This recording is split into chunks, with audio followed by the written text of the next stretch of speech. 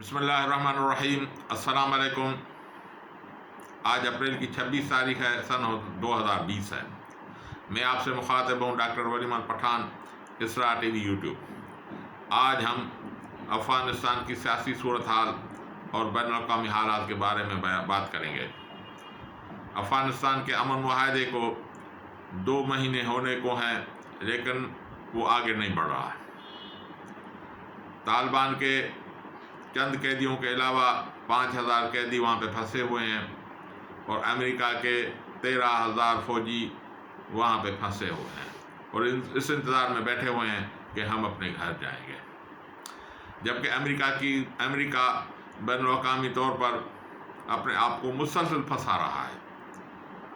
اس کے کرونا کی وجہ سے 9.5 لاکھ سے زیادہ کیسز ہو چکے ہیں، 50,000 سے زیادہ اموات ہو چکی ہیں، اور امریکہ کا تیل مسلسل گراوٹ کی طرف جا رہا ہے، اور امریکہ میں انمپلائمنٹ کی تعداد 2.5 کروڑ سے تجاوز کر چکی ہے۔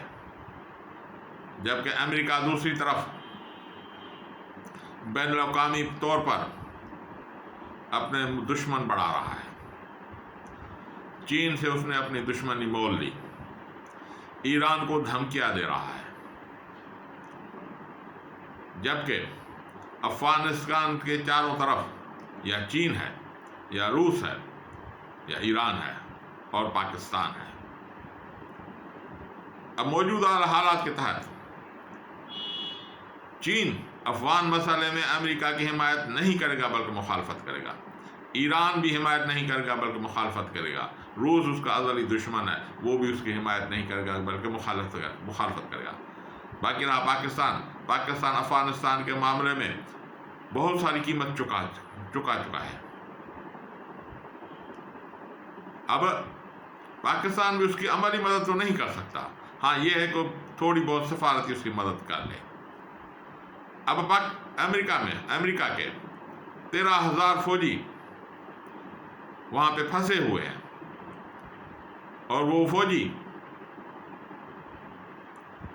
اس انتظار میں ہیں کہ ہم اپنے گھر جائیں گے۔